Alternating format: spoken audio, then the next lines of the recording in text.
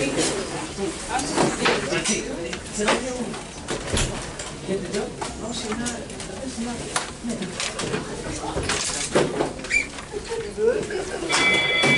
right, 2 minutes on the clock starts now. Remember, like we discussed yesterday, I need every person that has literally started something on the new first, like started solving it every day in the first 2 minutes, to make sure that this week's problem set you don't have to do over break and it becomes a freebie, okay? But I need every day, that means people to get started in this first 2 minutes. 100% of you guys need to have something solved, written, started by the time my alarm goes off. Any other tables need an extra do first so that you can get started in this first 2 minutes and not hold us back when your neighbors are doing the right thing. You all have to do first. No, ma'am. Okay, let's make sure we get started so that we don't penalize everyone else. Thank you.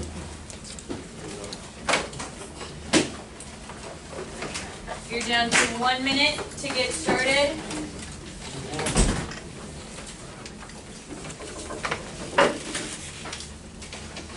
If that's out, there's not any other tables. Yes, sir. Down to 50 seconds.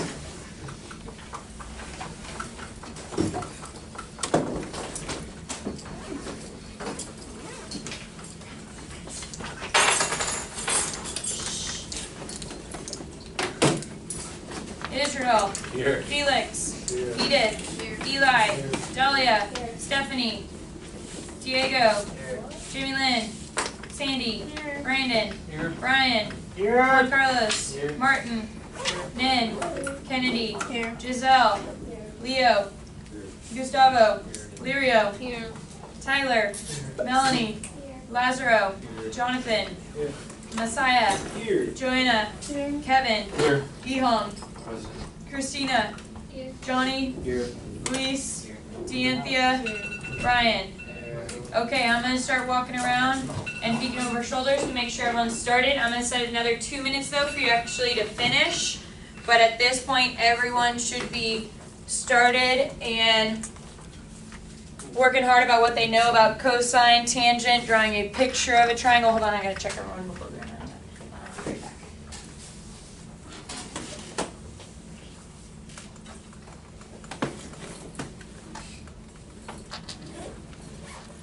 I would try to maybe draw a triangle because then we can label what we know, adjacent, hypotenuse, opposite, label what you know, see if you can figure out what you don't know.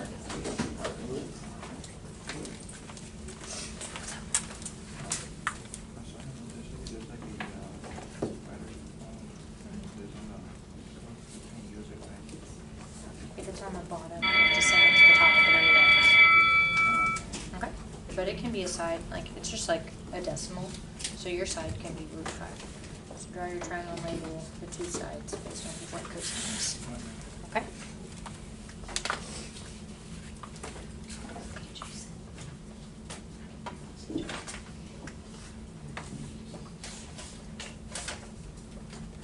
And the hypotenuse? So label your picture and then try to find it.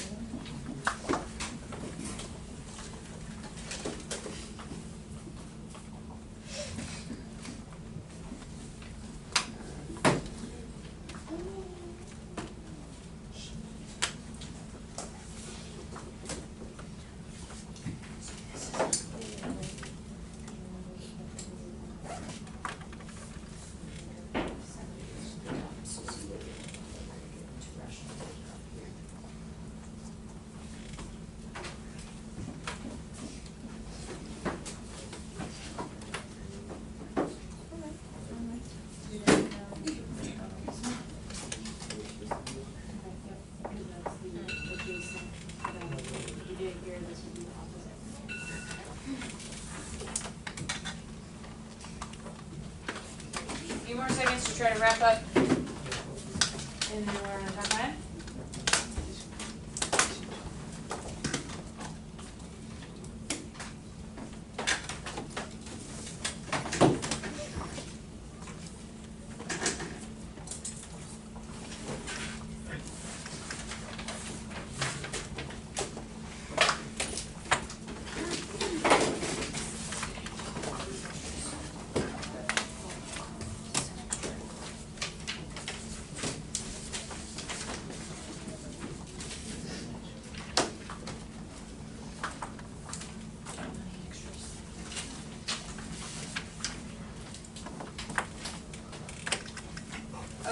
Okay, so let's talk about what we know, what we can find out with these problems.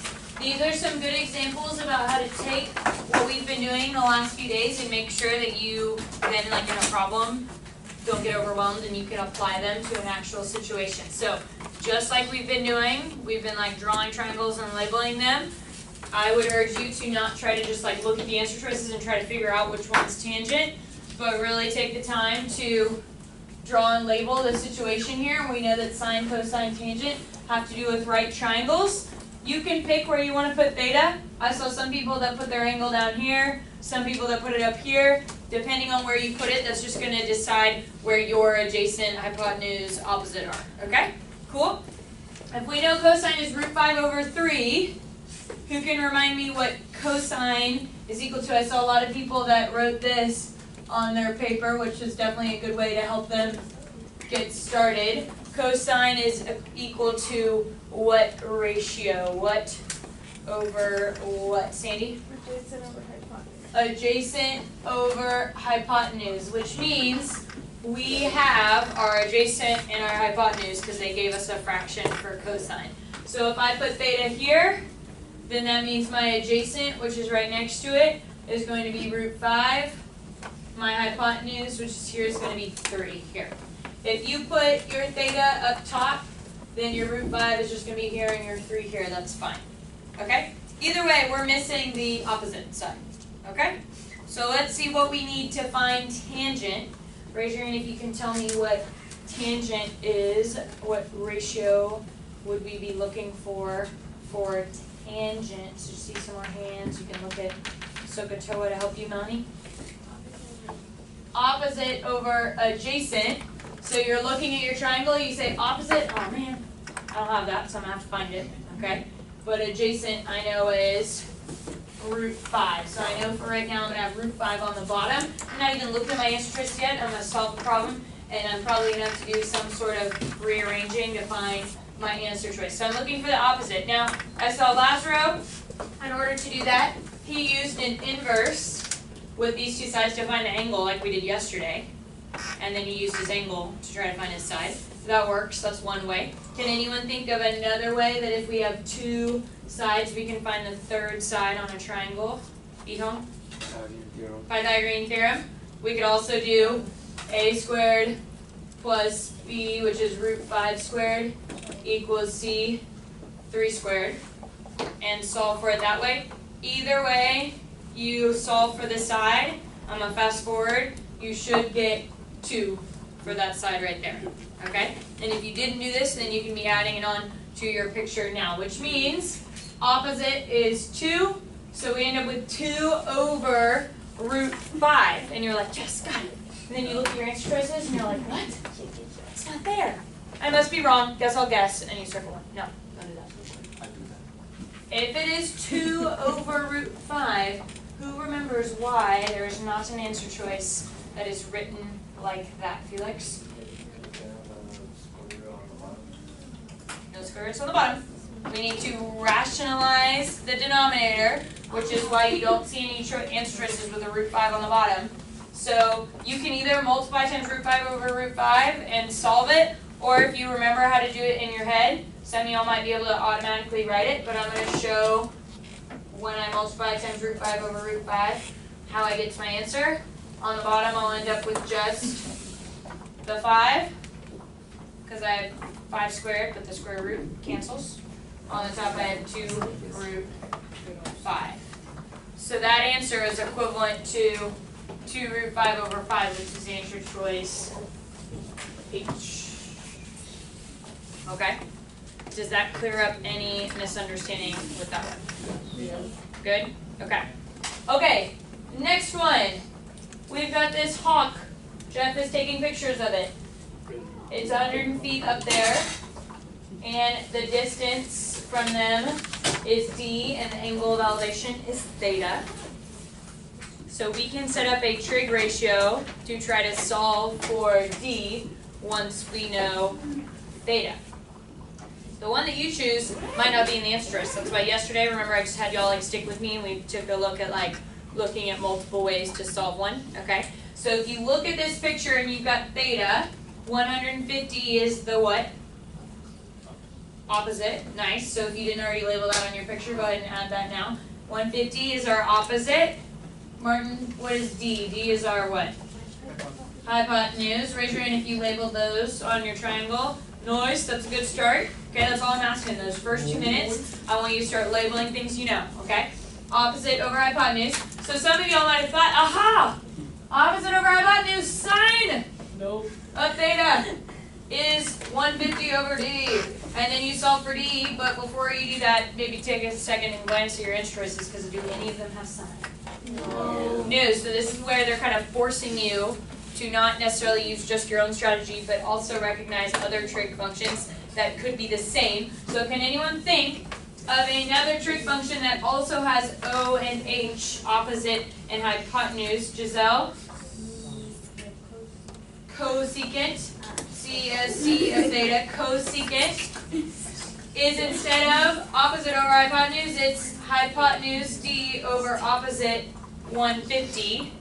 To solve for D, all I have to do is multiply times 150, and D would equal 150 times cosecant. Okay? So making sure you can go back and forth between the regular trig functions and the reciprocal cosecant, secant, and cotangent. Okay? Cool. Hopefully that gives you a good idea. We don't have a quiz until later after Thanksgiving break, but hopefully that gives you a good idea of the types of things you could expect related to what we've done the last 2 days, okay? Cool? All right. Prop set 1. Y'all did an awesome job today. No strike. I think every person, I had 100% of people that had started something on the do first, which means your problem set as of now is going to remain a freebie that is optional practice for over Thanksgiving, but you do not have to do. It'll be a 10 in the grade book for everyone, assuming that tomorrow, Thursday, Friday, we can maintain the same thing, come in here, get started in the first 2 minutes, focused. Some of y'all aren't, but some people will be here.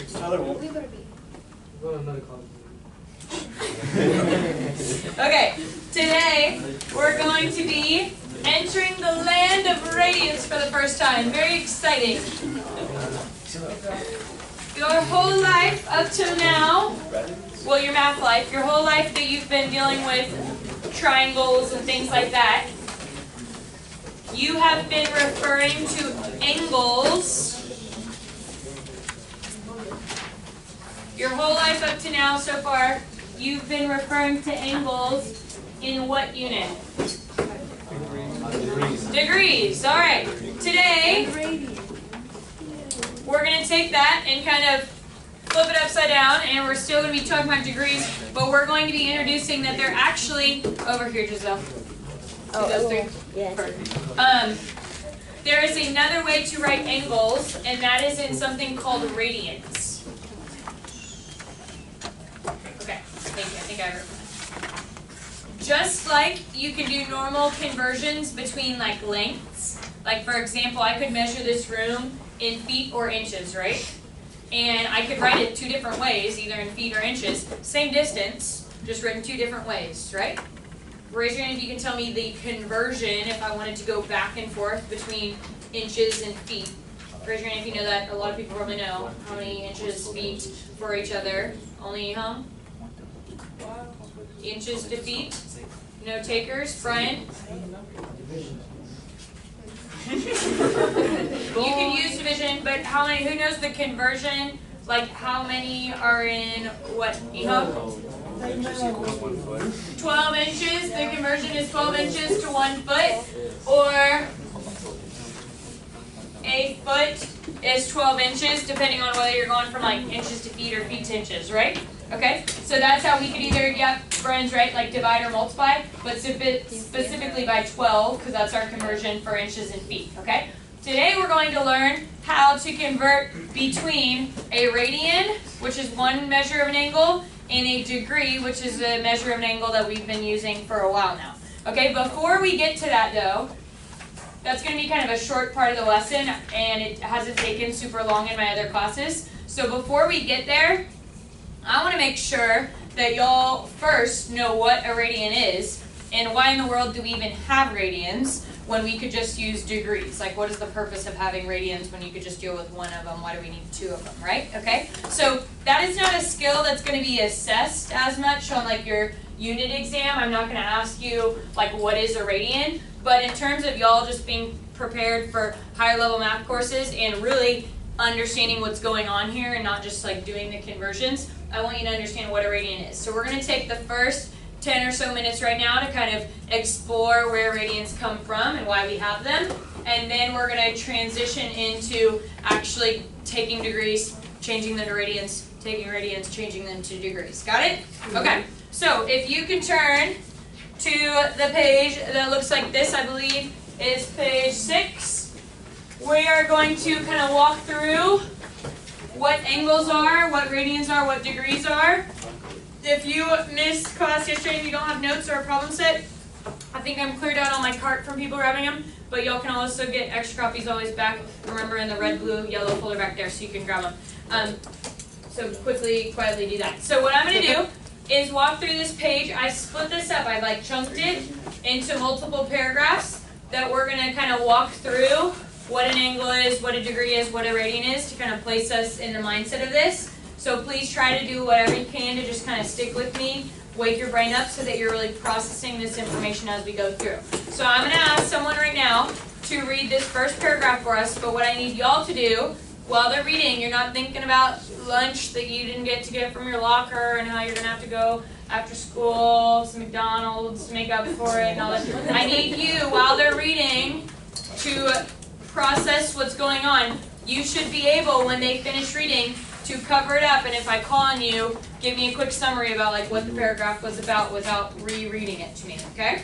So that's your role if you're not the reader. Okay, who wants to read? Everyone else is processing as they read. Sandy's going to read. Everyone else listening, processing, so you can summarize after. Go for it, Sandy. From geometry, an angle is created by two rays, the arrows below, sharing a common point called the vertex. We call the ray length at the initial side and the other ray the terminal side. An angle in the coordinate plane is known as an angle in standard position. Okay, so there's a lot of information there, but key idea, like if you were to say like this paragraph was about puppies, like that would be wrong, it's not about puppies. If you were to cover it up, can someone tell me what they are talking about in this paragraph? Kevin? There's two rays in the Good. angle. Don't read it. I'm not. Okay. Look at me. Okay. There's two rays in the angle. Okay, so let's talk about angles. Love it.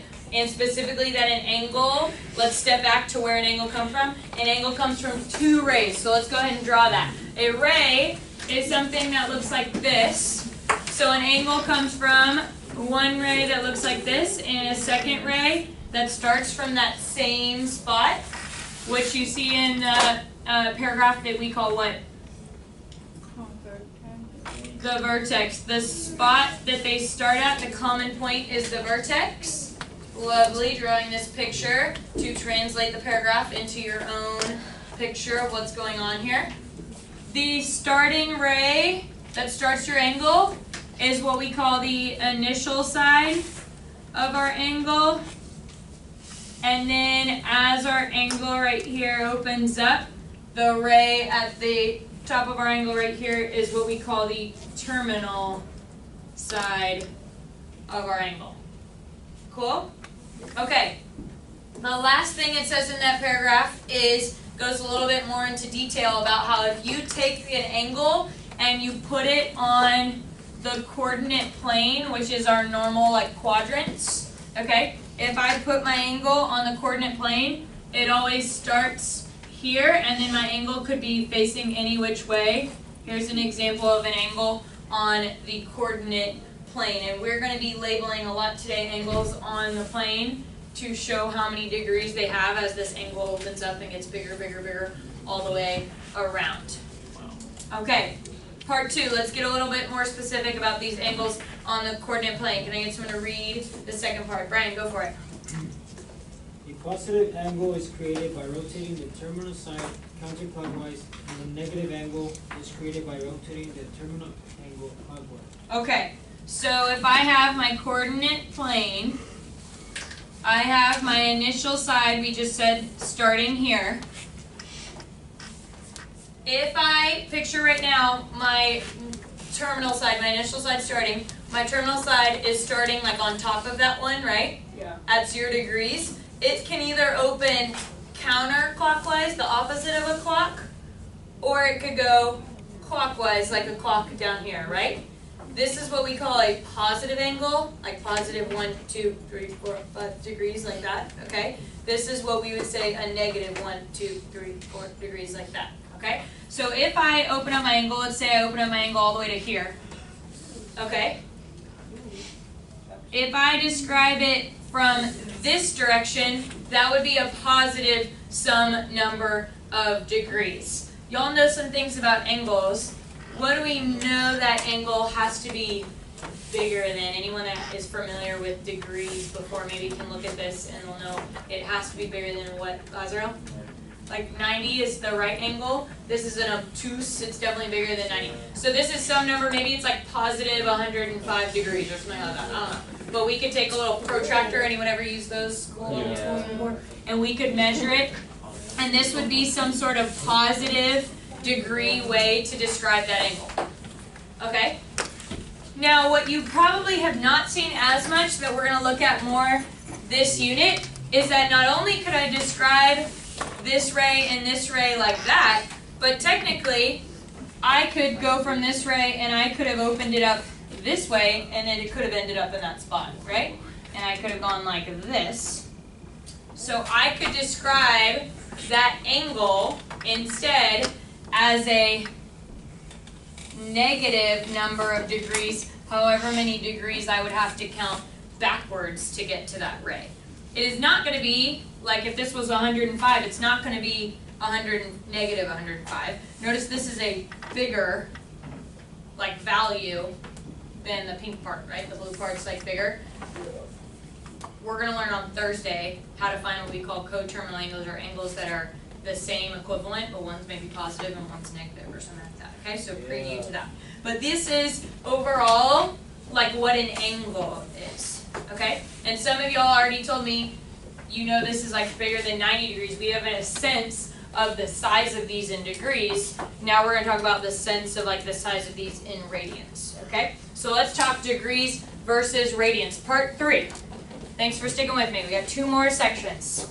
Try to make sure you're still with me. Can I get someone to read about degrees before we go into radians? Kevin, read for us about degrees. He loves reading. The most common angular unit of measure is degree, which is equivalent to 1 over 360 of a full rotation counterclockwise about the vertex. From the diagram shown, you can see that 360 degrees corresponds to 1 complete rotation, 180 degrees to a 1/2 rotation, 90 degrees to a 1/4 rotation, and so on, as marked along the circumference of the circle. Okay, so you all already might be familiar with some of these. Some of the things they mentioned is that if I start here, if I were to open up all the way around the circle back to where I started with, a full circle is equal to 360 degrees. Anyone in here like skateboarders seen those people doing tricks? If they do like a 360, means they did a full circle, right? Cool? Okay. We also probably know that if someone does a trick that is just a half circle, we call that not a 360 but a 180. So if you go like this, notice that's we got 180, okay? If we go half of 180 straight up like that, we know that that is a 90-degree angle, and so on and so on and so on, right? So we can already start to mark off where some of the degree measures would be, right? Okay, so that's degrees. Like it says here, that is the most common measure of an angle. Oh God. That's why you spend so many years of your life dealing with it. It's a very common angle measure that we see. However, in math, past kind of like pre-cal and on, we also begin to see these things called radians. So let's see what a radian is and see why we have a radian. Part 4. One last person to read about radians in part 4. Send it. Measuring angles in degrees is appropriate when applying trigonometry to solve many real-world problems, such as those in surveying and navigation. For other applications of trigonometric functions, using an angle measured in degrees poses a significant problem. A degree has no relationship to any linear measure. Inch to degrees or inch over degrees has no meaning. Measuring angles and radians provides a solution to this problem. Okay, so we're going to talk about why it provides a solution to this problem. But in general, that paragraph talks about how degrees are cool and all, except for, I'll kind of translate this paragraph for you, except for an angle, you'll agree, is kind of a measure of, sometimes we write it like that, like it's a measure of this space right here between the rays, right? So that is not considered a linear measure. I can't measure that space, like pick up a ruler and measure it, right? I need a whole different tool we give y'all when you're little, like a protractor to measure an angle, because you can't use a ruler to measure it. So it's not what we call a linear measure, which starts to give us some problems. It would be great if we could have a way to measure an angle in a linear way, okay? So what they've come up with is this thing called the radian. So let's see if we can start to think of maybe where the radian comes from. Radian, raise your hand if you can tell me like what word maybe that sounds like, or maybe is making you think radian. Yes. Radian sounds like anyone other than D'Anthea and Sandy. It's just a guess, you're not sure, Brandon? It comes from the radius of your circle. In general terms, a radian is a way to measure your angle in terms of your radius, which your radius of a circle is a flat line. Like that's linear. Could I measure the radius with a ruler? Yeah. So here's the cool thing about what a radian is. And again, I did not really like have to explain what a radian is to you to do the lesson today. But if you can like really right now like wake yourself up and make sure you're trying to stick with me on what a radian is, if you can explain the difference between a radian and a degree, then you're like one step ahead. So take a second. I know I've been talking a lot. We're towards the end of the page. Make sure you're awake, your neighbor's awake. Lazaro, am I losing that table back there, Johnny? Y'all with me? We're about to find out what a radian is. Yeah. So exciting! I'm saying, woo, radians! Okay, Okay, rough day. A radian is, here's what a radian is. If I were to take a string, wish I brought one, but I don't have one. If I were to take a string and I were to measure this radius right here, that is a linear measure I could measure with a ruler. And if I take it and then I lay that string, that length, around the side of my circle, let's say it goes to here, the radius is that length, if I take the string and I match it up right here, the angle that this creates is equivalent to 1 radian. Okay, so it's a measure of the angle given by the linear measure of the radius along the outside of the circle, which is cool because the circumference of a circle, the total circumference of a circle is in terms of the radius, right? Who remembers the circumference of a circle? Brandon? 2 pi. 2 pi r, or 2 pi r. I said R2, yeah. So, stick with me. Stick with me. Okay. So if 360 is the full circle in degrees, if I were to lay the radius over and over and over around the circle and count how many I would have, I would end up with 2 pi equivalent to 360, because the full way around the circle is 2 pi r, or 2 pi radians. So you end up with 2 pi around the circle. So 360 degrees is equivalent to 2 pi radians. So radians are these weird weird angles that are in terms of pi, and then all the way back, all these smaller angles are going to be like fractions of this 2 pi, like splitting it in half and splitting it in fourth and so on and so on and so on, okay? But 360 degrees is 2 pi because that is the circumference of the circle, and it's a way to describe the angles in terms of the radius and the linear measure around the circle, okay? Okay, so that's like big picture, conceptual, what a radian is compared to a degree. What we're going to look at right now is if I give you degrees, how do you get radians? If I give you radians, how do you get degrees, okay? So let's look at that conversion at the top of the next page right here. So flip to the top of the next page. Alright, I said 1 foot is 12 inches, right? Okay, I just said that 2 pi is equal to 360, which means 1 pi, if I split that in half, is equal to half of 360, which is 180. So our conversion between radians and degrees is that if I'm going from degrees to radians, I'm going to go pi radians over 180. If I'm converting from radians to degrees, I'm going to say multiply by 180 over pi. Just like we said for feet to inches, it's either like 1 over 12 or 12 over 1, depending on which way you're going. Okay, so I'm going to model 2 of these, then y'all are going to try 2, and then we're just going to practice for the rest of this time. We'll probably actually still finish early, knock out this practice before we finish, okay? So I'm going to kind of conclude with connecting this back to a circle. Yep? So is our calculator supposed to be in radians or degrees, or do we change it each time we're looking? So in this case, notice today, I'm not actually using an angle measure. I'm not asking you right now to find like sine of pi over 2. If you are finding the sine of an angle, and that angle is now, we're going to see like in radians, you would need to change your calculator to radian mode to find this. If I ask for the sine of 90 degrees, you're going to need it in degree nodes to plug that in. Today we're just going between radians and degrees, which means we're not using our calculator to find something of a radian or something of a degree, okay? Right now we're just multiplying times pi over 180 or 180 over pi. Cool? Okay, so if I have negative 120 degrees, I've got degrees, I want to go to radians. I'm going to multiply times pi over 180, pi radians over 180 degrees.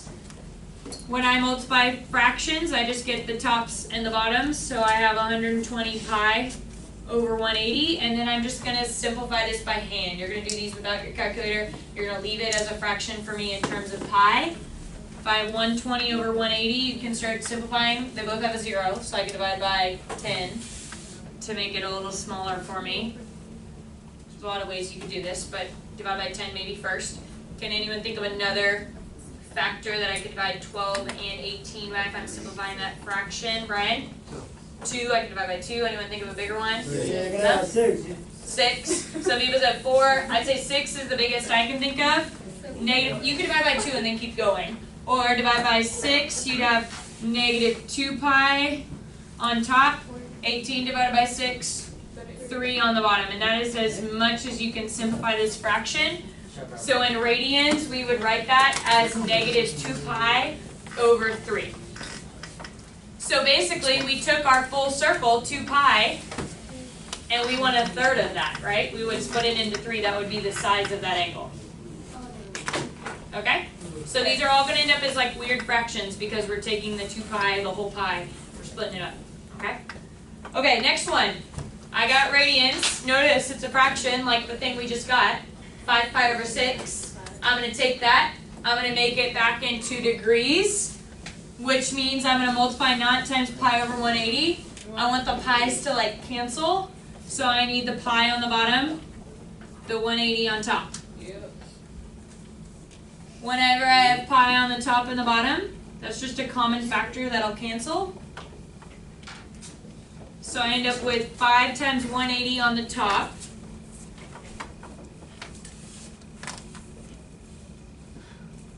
Which gives me 900 on the top. And I end up with just 6 on the bottom when the pi's cancel.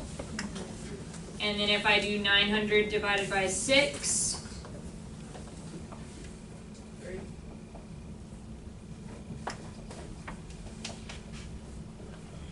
you end up with 150 even degrees. Okay? And then you put the little degree sign to show that it's degrees. Okay? Okay, take a minute. You're going to end up practicing all of these right here in just a second. But let's first just take like 1 minute and y'all try, oops, I'll come back to that. Y'all try C and D really quickly and then we'll check them. Try C and D really quickly and then we'll check them. same thing we just did. Go ahead, C and D. Sandy? C and D. Close.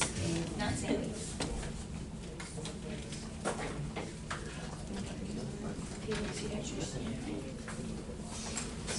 Kevin, I could just give you something. You had a good question. I have your snack too. What were you? Okay. What's up? Okay. Oh my gosh. What do I got over here? You got them? Negative 270. 270. Perfect. Just simplify it. 210 and 180. You could divide by 2. I would start if they have zeros. I first divide by 10 and just get rid of the hundreds. No. Right? Give 21 pi over 18 and think of what you can divide by. I think so. Nice. Oh my gosh. You got your finger. We're gonna send it to I almost think. We're gonna send it to Okay, guys, see you anyone? What's this? I sent my SAT. Yep. I sent to SAT to UNT. I don't know.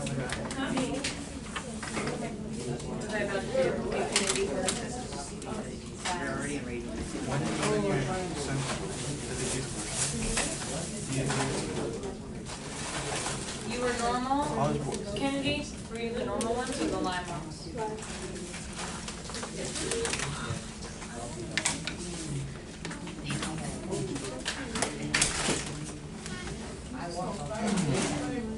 Okay, here we go. Let's check these two, and then if you didn't finish them, you can take a second and finish. But I'm going to let everyone go back on to that next table right below. So, negative 3 pi over 2. Raise your hand if you got that one to share. Lirio. Negative 270. Negative 270 degrees. Make sure you didn't drop that negative when you were multiplying. Should still be negative, and then make sure you have the little degrees whenever your answer is in degrees. Okay? 210 degrees. If I want to change that to radians, you end up with 210 pi over 180, and then you got to simplify that 210 and that 180. Hung, what did you end up with? 7 pi over 6. 7 pi over 6. The 210 and the 180 simplified as 7, 6. So we end up with 7 pi over 6. Okay? Okay. So if those, you weren't sure how we got those, you have questions, now's the time to ask me as I'm walking around. What I want everyone else doing is we're going to here go ahead and convert some very common number of degrees in radians that you see a lot, because we're taking the circle and splitting it like in half or in a fourth or in a third or something really common. I want you to find those, which notice later we're going to end up memorizing these, but for today you're just going to convert them, okay? And then if you finish these, I'll be walking around and quickly checking answers, because I got them in my head, and I'll just check them, and I'll send you to the bottom 3 independently, kind of as like an exit ticket you'll finish off for me, okay? So just practice, practice, practice till we get really good at this. Go ahead, start this table, or call me over if you had trouble on the 2 that were above, okay? Go. I just had. I know, right? Did I have you again? No. Who was it? Yes, that's who I knew was in this general direction.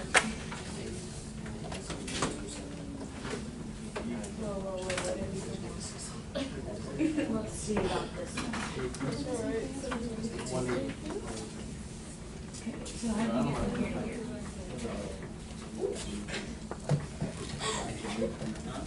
Okay, so you're not multiplying this way, you're multiplying tops and bottoms. So the pi's actually cancel. And then you're 310, 180 is gonna give you some big number, and 2 on top of it. And then 310, 180 get that. You don't cross multiply unless there's an E inside the middle. Okay. Israel, Eli, stay focused.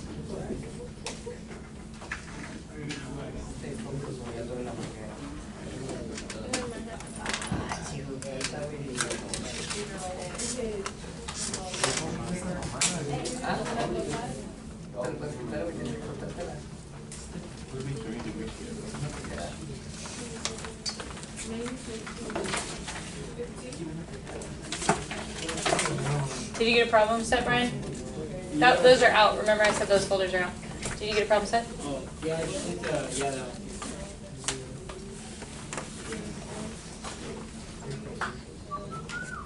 Was there anyone else in here that won the raffle? What did you pass that? What was it? I knew I had two in here. Thought I asked.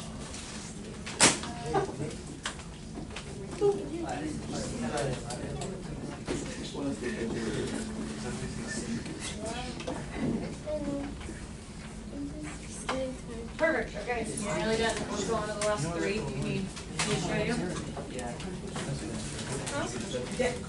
A little more. Make sure you're solid, good, and then you're done.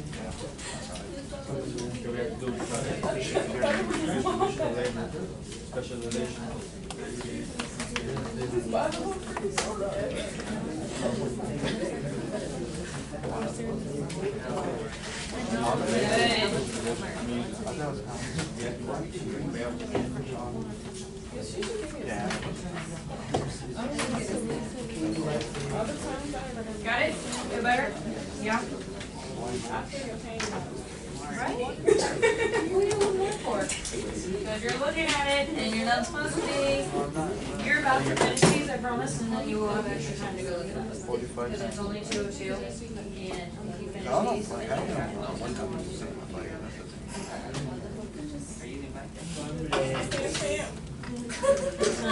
You want a pen here? No? Okay.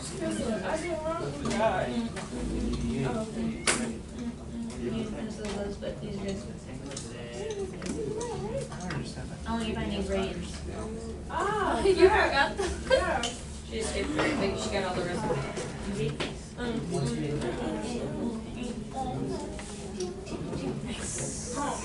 You were the first person to finish. I don't have his hand. No. Okay. You drove to your. Oh, wait, is this zero or degrees?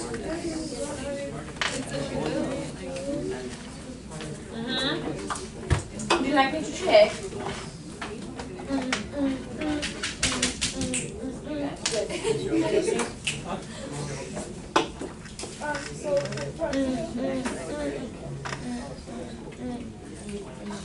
Okay, good. You want to go to the next? If you like.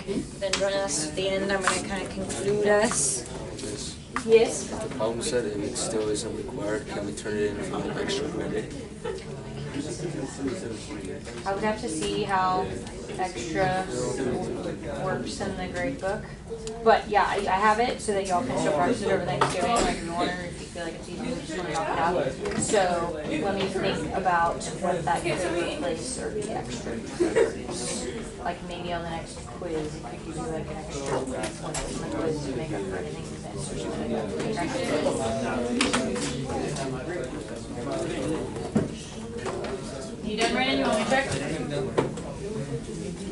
Done and done. 30, 90, Do you just put one time? Yes. Good. Just finish those last three and you're good. Let me look. Good. Yep, three more.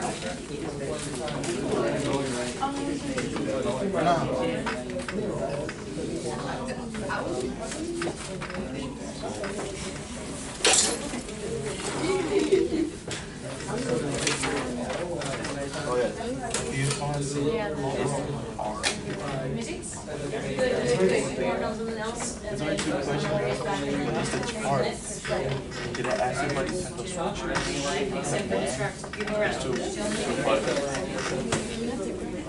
Yeah, and you can scratch it. Never want to evaluate what you're doing. See what you got?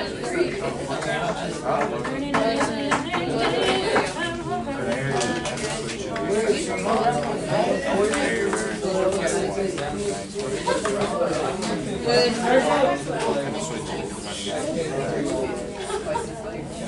And the second and first one is to evaluate whether perfect competition is a better one. It's not really a it's like two efforts.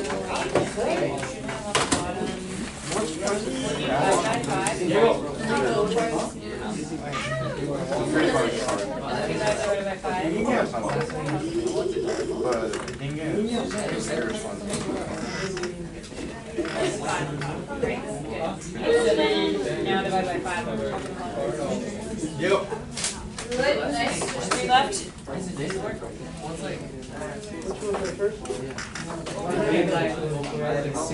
Good. There's 3 more.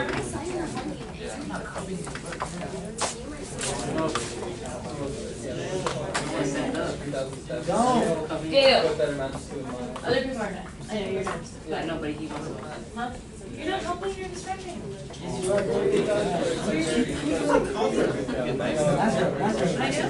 Just on the opposite, not you. Yeah.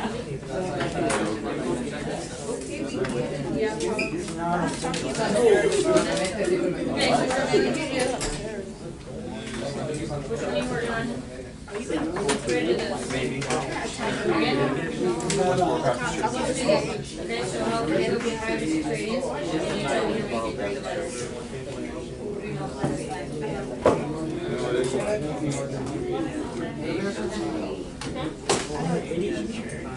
No, 180 over 5, okay?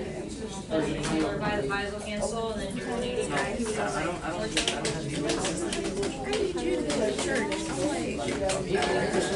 Okay, y'all, 1 more minute, then we're gonna check if I haven't already checked you off, and finish talking about those special ones in the chart.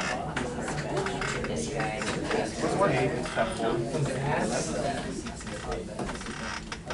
What does that say? 2? It's 2, right? Yeah, check it.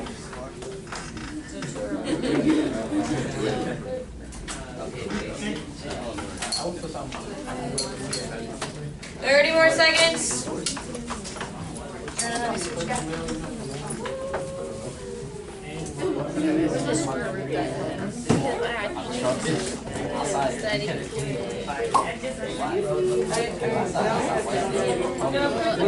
It's just 30 degrees. Just 180 divided by 6 is just 30. It's 30 degrees.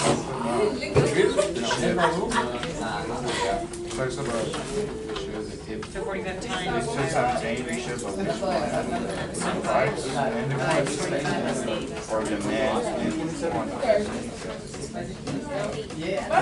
And then you can divide that by something. Divide by 9.